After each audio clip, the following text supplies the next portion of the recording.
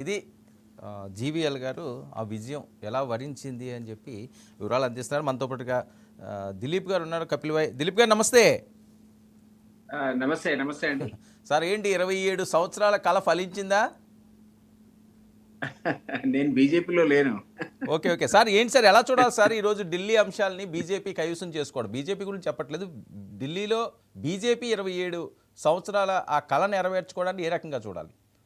ఒకటి ఇది ఖచ్చితంగా కూడా ఆప్ అండ్ కాంగ్రెస్ కలిసి పోటీ చేయకపోవడం వల్ల జరిగినటువంటి పరిణామం ఇది. హ్మ్. ఉమర్ అబ్దుల్లా ఏదైతే కామెంట్ చేశాడో అది అవును. 100% కరెక్ట్ అది. మాకున్నటువంటి మిస్‌అండర్‌స్టాండింగ్ అనేది దాన్ని ఘర్షణలంటూ ఏమి ఉండవు గానీ, ఆ మిస్‌అండర్‌స్టాండింగ్ యొక్క ఫలితం ఎట్లా ఉంటుందో మనం ఇక్కడ చాలా క్లియర్‌గా ఢిల్లీలో చూసాం. హ్మ్. మీరన్నట్టుగా ఈ ఢిల్లీలో బీజేపీకి వచ్చిన ఓటు శాతం అన్నది ఈ 2 పార్టీలకు కలిపి వచ్చిన ఓటు శాతం కంటే కాస్త తక్కువనే. అవును. అవును. కలిసి ఉంటే దాని ఇంపాక్ట్ ఇంకా వేరే ఉండేది. సహజంగా ఏముంటుందంటే ఇద్దరు కలిసిన తర్వాత గెలుస్తున్నారనే ధీమా పబ్లిక్‌లో వస్తే ఇంకా కాస్త ఓటు శాతం పెరుగుతుంది. సో ఇది చాలా పెద్ద పొరపాటుగా ఈరోజు మనం చూడాల్సిన సార్ అవసరం ఏంటి ఉంటుంది. కాంగ్రెస్ ఒకటి పరిస్థితి ఏంటి సార్? అసలు సుదీర్ఘమైన రాజకీయ చరిత్ర ఉన్న కాంగ్రెస్ ఈ రకంగా సొంత గడ్డపై ఢిల్లీలో మరీ 6-7% పడిపోవడం ఏమైనా స్వయంకృతాపరాధం అనుకోవచ్చా? డెఫినెట్‌లీ ఇప్పుడు మీకు జ్ఞాపకం ఉంటే అంతకుముందు యూపీఏ 1, యూపీఏ 2 హయాంలో అప్పుడు అధికారంలో కాంగ్రెస్ ఉన్న సందర్భం లోపల హ్మ్. ఆడ చాలా కుంభకోణాలు జరగటం, కొంతమంది మంత్రులే జైలుకు పోయే పరిస్థితి, అవును. సుప్రీంకోర్టు విచారణలో రకరకాల కేసులు, ఒక విధమైనటువంటి ఇంపాక్ట్ అన్నది కాంగ్రెస్‌కి ఆ రోజు పడ్డది. అవినీతి ఆరోపణలు రకరకాలు వీటి వల్ల. ఈ అడ్మినిస్ట్రేషన్‌లో ఉన్నటువంటి యాంటీ ఇన్కంబెన్సీ ఫ్యాక్టర్ కూడా అప్పుడు ఉండేది వీళ్ళు అధికారంలో రావడానికి ముందు. అండ్ అప్పుడు అరవింద్ కేజ్రీవాల్ గారి యొక్క మనం చూసాం కదా! ఆమ్ ఆద్మీ పార్టీ అయితే హ్మ్. స్లోగన్‌తో ముందుకొచ్చిందో నీతివంతమైన పాలన అనేది, అవినీతి రహితంగా మేము పరిపాలన అందిస్తామని.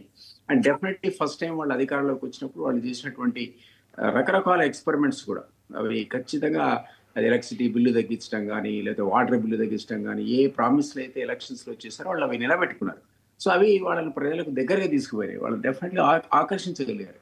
బీజేపీ ఇచ్చిన హామీల కంటే తక్కువ. ఇప్పుడు మీరు గత ఎన్నికల్లో ఇప్పుడు ఈ ఎన్నికల్లో చూస్తే బీజేపీ కూడా సమానంగా అవే హామీలు ఇచ్చింది.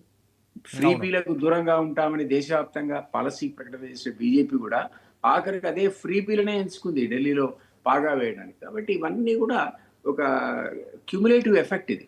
And then Arvind Kejriwal second టర్మ్‌కి వచ్చేవరకల్లా ఏదైతే ఈ లిక్కర్ స్కామ్ ఉందో, హ్మ్. ఆ లిక్కర్ స్కామ్ అనేది గణనీయంగా దెబ్బతీసింది వాళ్ళ ఓటును గాని, వాళ్ళ ఉన్నటువంటి విశ్వసనీయతను గాని.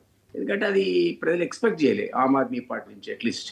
సో, ఆయన పంజాబ్‌లో కూడా గెలిచాడు. దేశవ్యాప్తంగా గోవాలో కొన్ని సీట్లు తెచ్చుకున్నాడు. అంతటా కూడా విస్తరిస్తుంది ఆమ్ ఆద్మీ పార్టీ వాళ్ళ ఫిలాసఫీ అనుకున్న తరుణంలో ఈ లిక్కర్ స్కామ్ వాళ్ళను బాగా దెబ్బకొట్టింది. వాళ్ళ అరెస్ట్‌లు గాని, సిసోడియా అరెస్ట్ గాని. సార్ సో, నీతి ఇవన్నీ నీతి నీతి నిజాయితీ ఎటువంటి అవినీతి లేని పాలన మేము అందిస్తామని వచ్చిన ఆమ్ ఆద్మీ ఈ రకంగా లిక్కర్ స్కామ్‌లో కేజ్రీవాల్ లాంటి వాళ్ళు అందులో ఇన్వాల్వ్ అయ్యారు అన్నది ప్రజలు విశ్వసించారా అది? అనుకున్నట్టే ఇప్పుడు ఫలితాల చూస్తే అదే అనిపిస్తుంది కదా! ఆ వీళ్ళు ఎఫెక్టే కూడా అంటారా ప్రధానంగాను? ఎందుకంటే ఆప్ వల్ల ఎటువంటి అభివృద్ధి లేదని చెప్పి అక్కడ పీపుల్ చెప్తున్నారు మన లైవ్‌ల్లో. ఆ పనుల అభివృద్ధి లేదు అన్నది ఇప్పుడు ఒకటేంటంటే అన్‌ఫార్చునేట్‌లీ ఇతర రాష్ట్రాలతో మీరు గనక కంపేర్ చేస్తే హ్మ్.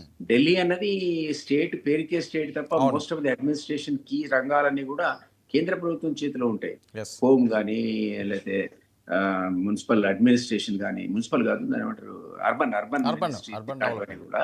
సో, ఈ కారణం కూడా మీకు డైరెక్ట్ ఇంపాక్ట్ అనేది కూడా కొంత ఉండదు. ఆ ప్రభావం అన్నది అంతగా అహా! చూపెట్టలేదు. అంటే మెయిన్ మనం అక్కడ కారణాలు పాలనలో లేవు గదా! అని చెప్పి కేంద్రమే దాని మీద చిరుకన్ను వేసింది. అవును. ఈరోజు మేము డెఫినెట్‌లీ. మాకిస్తేనే ఇక్కడ అభివృద్ధి జరుగుతుంది అనే విధంగా వాళ్ళు చేశారు అని గదా! వస్తున్న టాకు. అదే నేనంటున్నా. వాళ్ళు డబుల్ ఇంజిన్ సర్కార్ ఉంటే తప్ప అభివృద్ధికి మేము నిధులు ఇవ్వమనేటువంటి వాటిని ఢిల్లీలో వాళ్ళ ఒక విశ్వాసాన్ని ఒక ఆహ్, తీసుకుపోగలిగారు పబ్లిక్ లోపలికి. అండ్ హ్మ్. వీళ్ళ మీదున్న ఇంతకుముందు నేను చెప్పిన అవినీతి ఆరోపణలు ఇదివరకు గతంలో లేని విధంగా వాళ్ళందులో మునిగి తేలడం.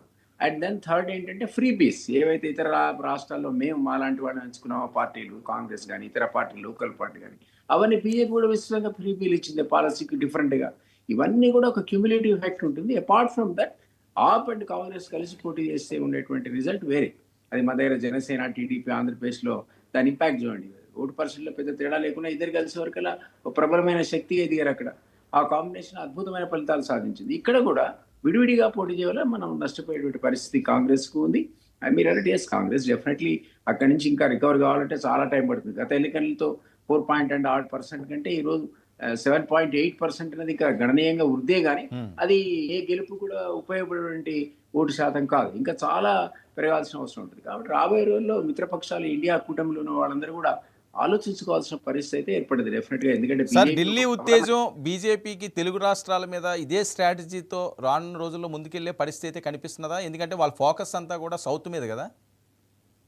సౌత్‌లో మీకు ఆంధ్రప్రదేశ్‌లో అయితే వాళ్ళు జనసేన, టీడీపీతో కలిసి ముందుకెళ్ళడం వల్ల కొన్ని స్థానాలు గెలుచుకున్నారు. ఎంపీ స్థానాలు గెలుచుకున్నారు. దాని ఇంపాక్ట్ ఆల్రెడీ అక్కడ కనపడ్డది. అది అంటే వాళ్ళకి ఇండివిజువల్గా ఇస్తున్నప్పుడు ఎదగాలని చూస్తుంది కదా సార్ బీజేపీ ఇక్కడ ఎప్పుడు. కూడా ఇక్కడ కూడా ఖచ్చితంగా బీజేపీ గత ఆంధ్రప్రదేశ్‌తో పోలిస్తే బలంగా ఉంది కదా! అవును. సో ఇక్కడ కూడా వాళ్ళు ఆ ప్రయత్నం చేయడంలో అంటే అధికారం కదా నేను సార్, అధికారం పరమావధి కదా బీజేపీకి. ఏ అదే పార్టీకైనా, మరి. బీజేపీ ఆ అనే కాదు. కారణం చేత వాళ్ళు ఖచ్చితంగా ఈరోజు ఇక్కడ